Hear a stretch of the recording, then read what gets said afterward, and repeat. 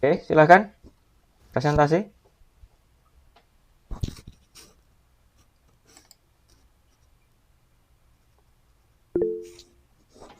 Ya, silakan.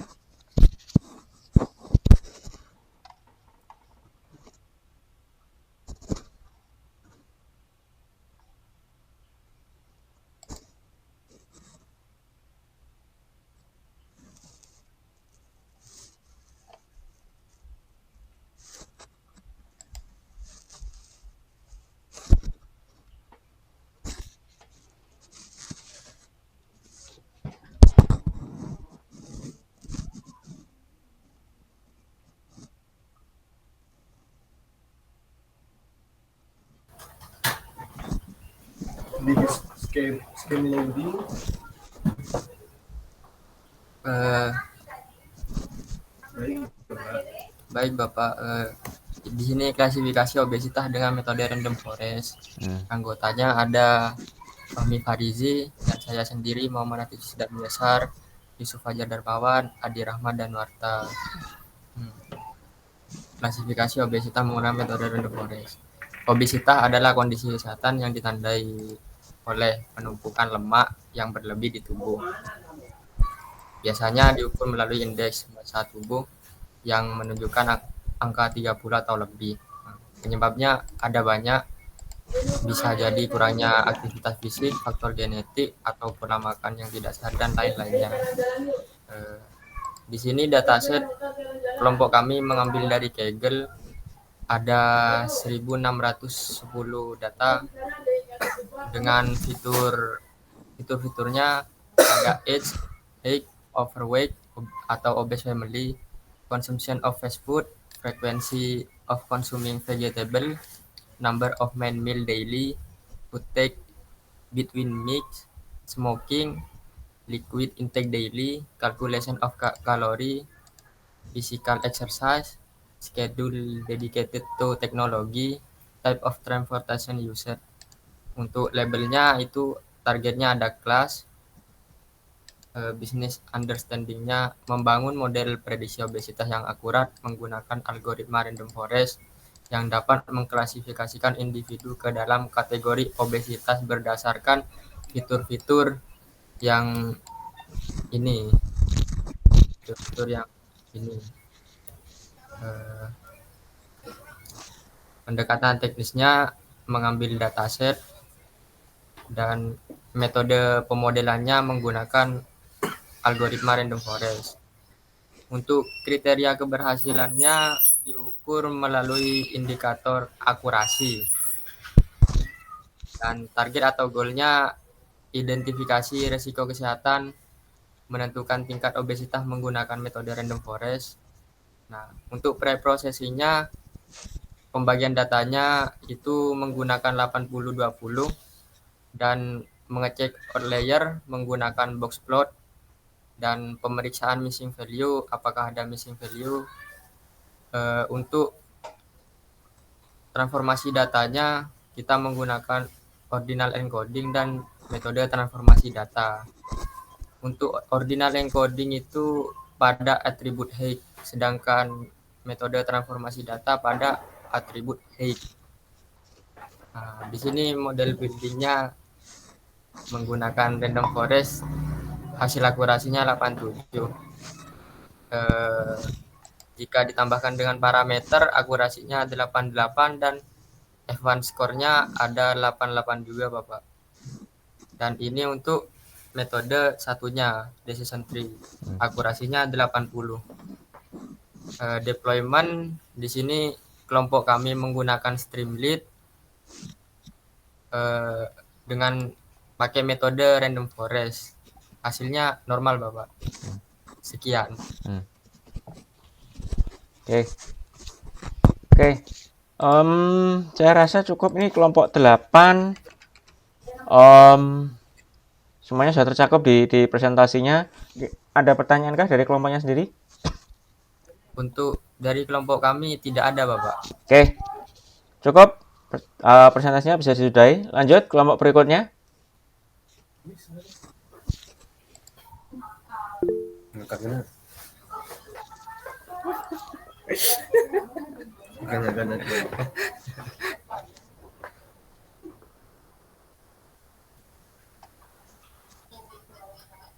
Apa pilihan Bapak presentasi nyeling YouTube by Deki?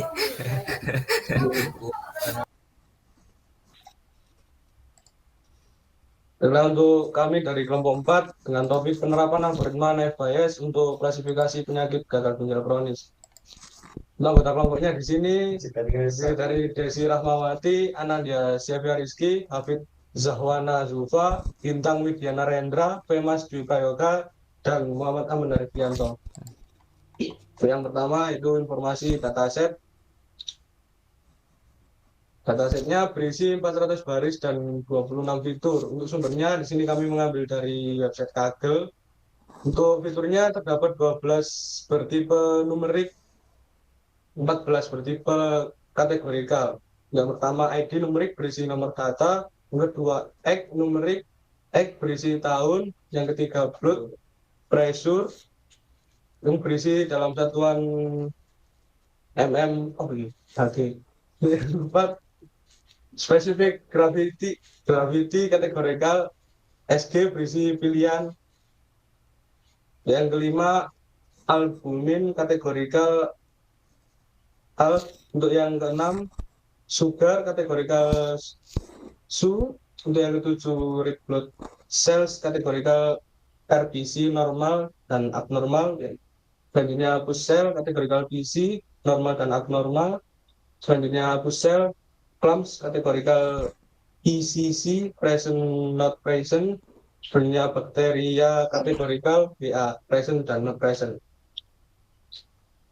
Selanjutnya blood glucose random in MGS. Selanjutnya blood urea numerik BU in MGS DL. Selanjutnya serum kreatin numerik ST in GSDL. Selanjutnya sodium numerik. Selanjutnya potasium, hemoglobin, packet cell volume, white blood cell count, red blood cell count, hypertension, diabetes mellitus, coronary artery disease, terus appetite kategorikal apet, pedal edema, anemia, dan kelas. Selanjutnya business understanding, latar belakang. Gagal ginjal kronis adalah kondisi serius di mana fungsi ginjal menurun secara bertahap. Faktor penyebabnya yaitu gaya hidup, usia genetik, dan riwayat penyakit. Permasalahannya itu kurangnya kesadaran masyarakat untuk mendeteksi dini resiko gagal ginjal. Solusinya yaitu menerapkan algoritma Naive untuk mengklasifikasi resiko gagal ginjal kronis. Untuk kelebihannya yaitu metode sederhana, efisien, dan mampu menangani data kosong, yaitu missing values. Untuk target dan goalnya yaitu tujuan mengembangkan model klasifikasi medis menggunakan data hasil tes laboratorium, dan untuk memprediksi apakah individu beresiko terkena gagal ginjal kronis atau tidak.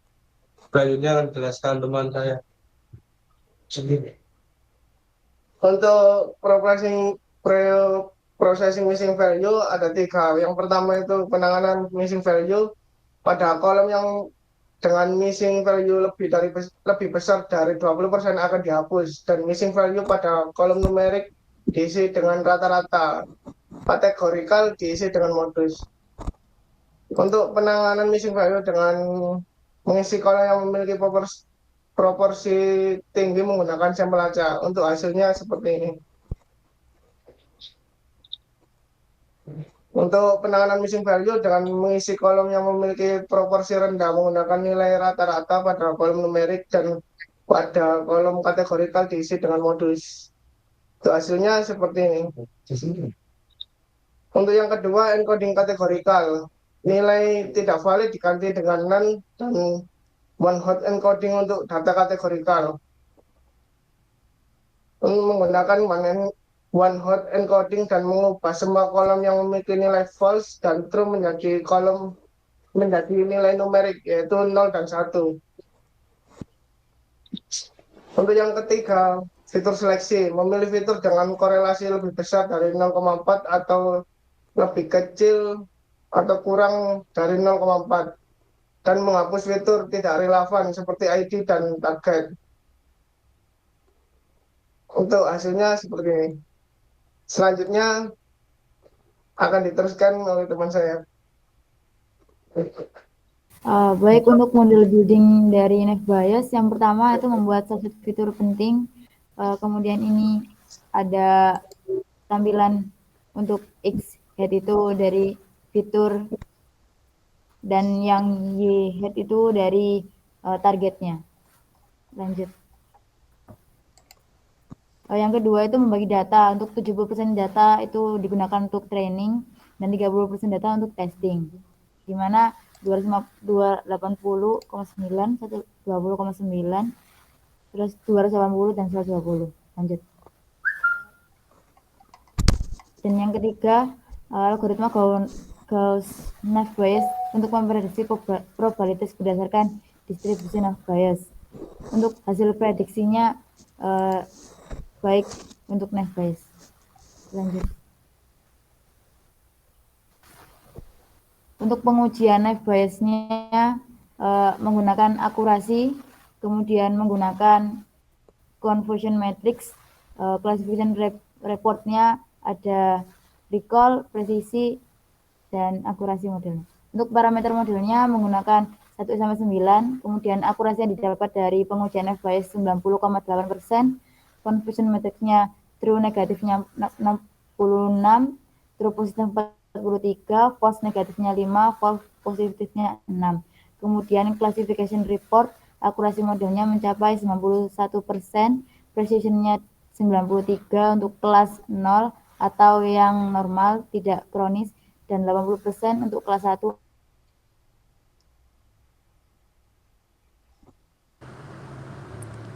Baik, selanjutnya pengujian metode 2 decision tree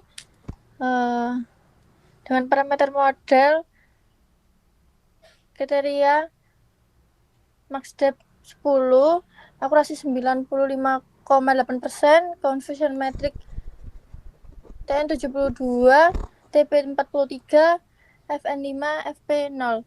Classification reportnya akurasi model 96%, precisionnya 94 dengan kelas 0, 100%, dan kelas 1. Recallnya di 100%, kelas 0, dan 90% kelas 1. Untuk deploy-nya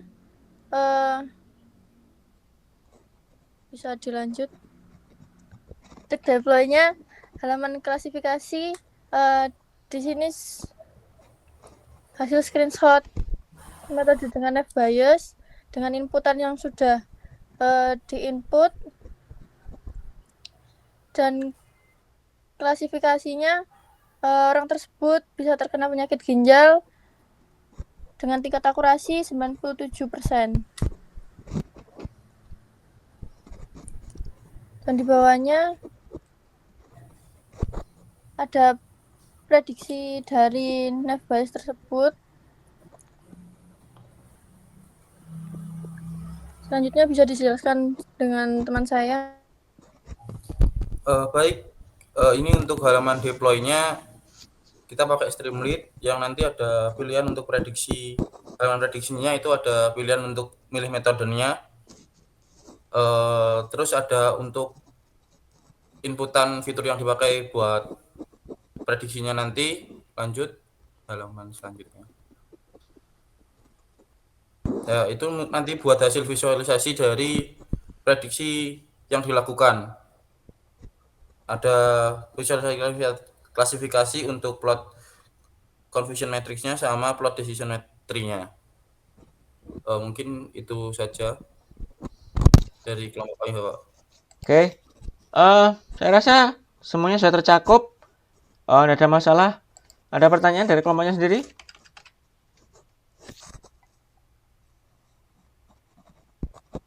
Tidak ada, Bapak. Oke, cukup. Bisa diakhiri. Lanjut kelompok yang berikutnya.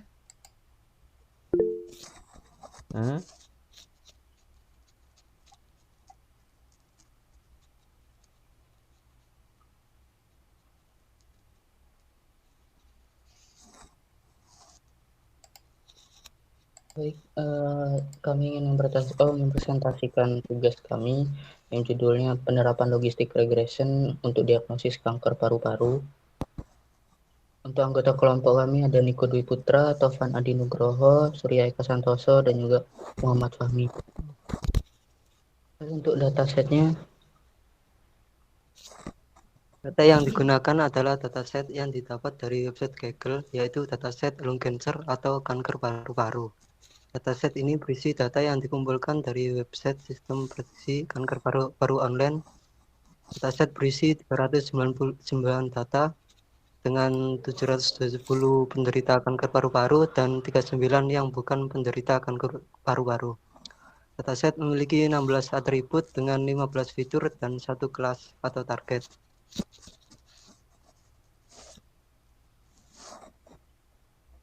Untuk fiturnya terdapat gender, age, yellow finger, NCT, blood pressure, chronic disease, fatigue, alergi, wheezing, alcohol consuming, coughing, shortness of breath, swallowing difficulty, dan chest pain. Ini adalah sampel datanya. Lalu untuk business understanding-nya, membangun model machine learning yang mampu memprediksi risiko kanker paru-paru berdasarkan data pasien. Data ini mencakup informasi demografi, gaya hidup, dan kesehatan pasien. Model yang diharapkan dapat membantu dokter dan juga tenaga medis dalam mendeteksi kanker paru-paru secara dini sehingga pengobatan dapat dilakukan secara cepat dan tepat sasaran. Dengan menggunakan data pasien, model ini dapat mengidentifikasi individu yang berisiko tinggi terkena kanker paru-paru sehingga dapat dilakukan intervensi medis lebih awal, dan juga dokter menggunakan model ini sebagai alat bantu untuk menentukan rencana perawatan yang lebih baik bagi pasien yang berisiko tinggi. Untuk targetnya, membangun model prediksi kanker paru yang akurat dan dapat diandalkan menggunakan algoritma regresi logistik yang mampu memberikan hasil prediksi dini berdasarkan data kesehatan pasien. Model ini akan digunakan untuk membantu meningkatnya deteksi dini kanker paru-paru sehingga memungkinkan intervensi medis yang lebih cepat. Lalu untuk pre-processingnya, pertama yaitu mendeteksi missing value. Di sini kami melakukan peninjauan dataset untuk melihat missing value menggunakan library pandas dengan metode is-null untuk mendeteksi nilai nul, diikuti oleh sum untuk menghitung jumlah nilai yang hilang di setiap kolom. Setelah kami cek, ternyata di dataset kami tidak memiliki missing value. Dan untuk selanjutnya itu ada transformasi. Di kolom gender diubah ke bentuk tipe numerik.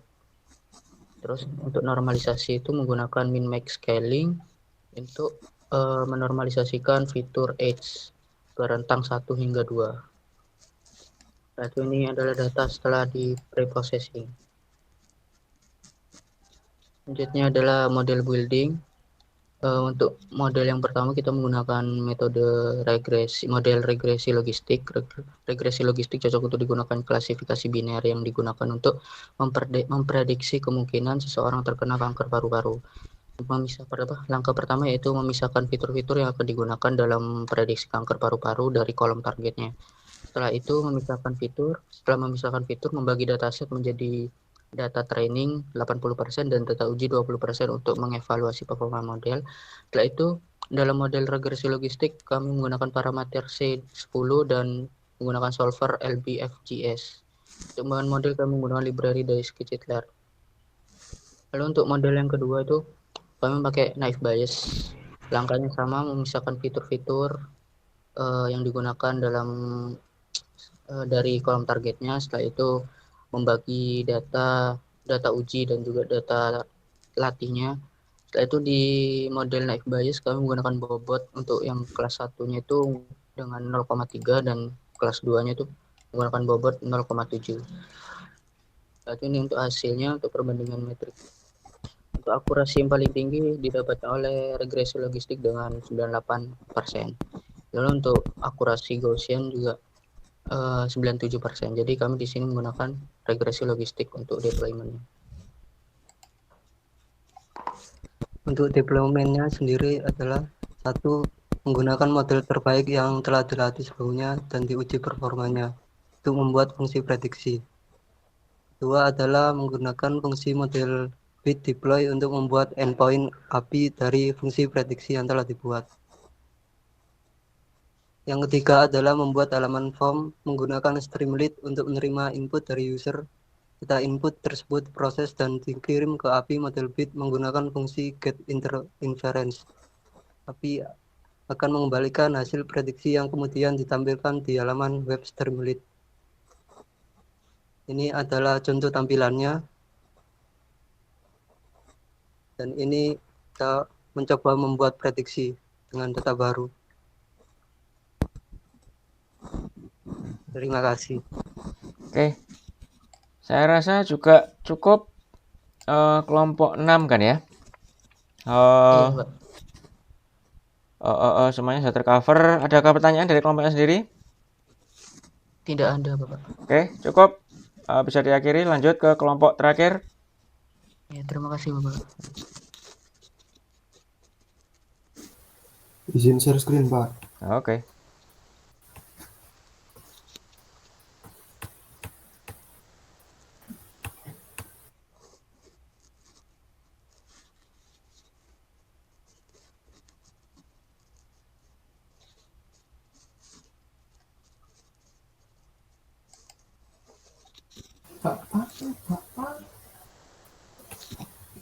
Di sini.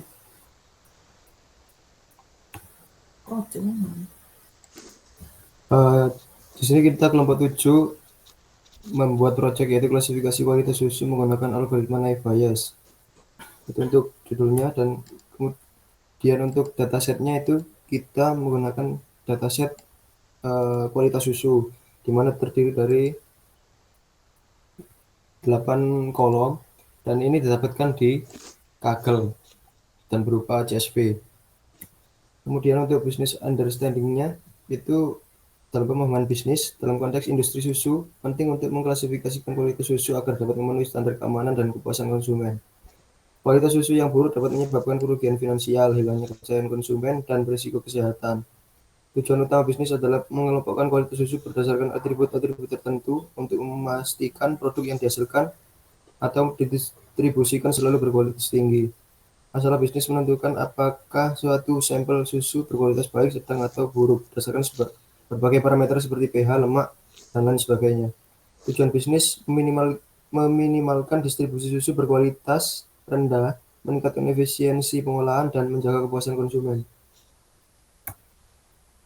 Kemudian target atau goalnya itu membangun model prediktif yang dapat mengklasifikasikan kualitas susu yang meliputi low, medium, atau high, menggunakan algoritma naive Bayes dengan akurasi yang optimal berdasarkan atribut-atribut yang ada dalam dataset dengan menggunakan algoritma naive Bayes itu. Dan kemudian mendeploy-nya ke model aplikasi berbasis web yang menggunakan Streamlit. Kemudian tahapan pre-processing, yang pertama kita menggunakan teknik mendeteksi missing value, di mana hasilnya tidak ada missing value yang didapatkan sehingga kita tidak perlu memberikan solusi atau imputasi terhadap data yang tidak ada missing value tersebut. Kemudian melakukan encoding pada kolom kategorikal menjadi numerik, dan melakukan standarisasi pada fitur numerik tertentu dalam dataset, di mana ada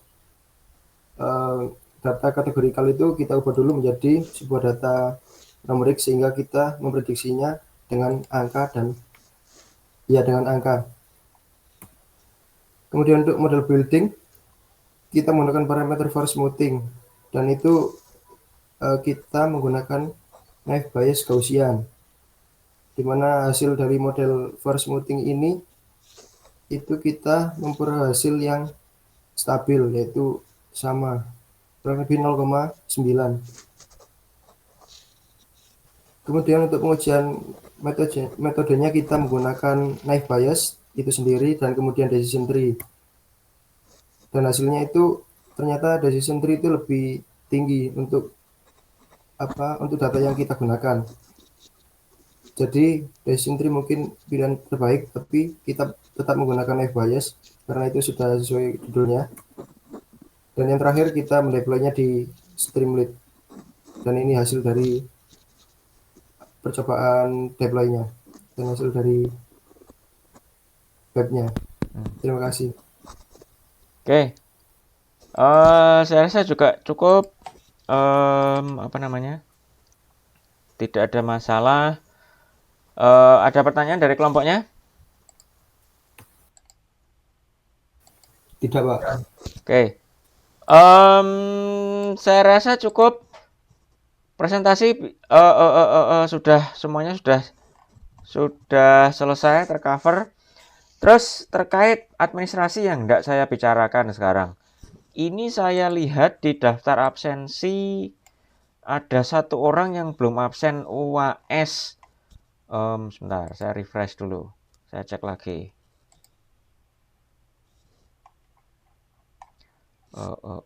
Ya, sampai sekarang ada 1 orang yang belum absen UAS, yaitu namanya Yusuf Fajar Darmawan.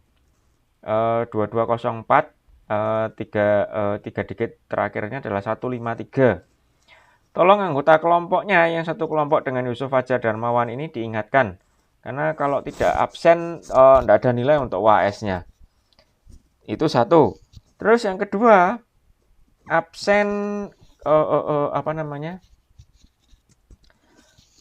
Komting saya minta coba kontak Bu Vika, apakah ada absen manual atau ada lembar apa itu namanya?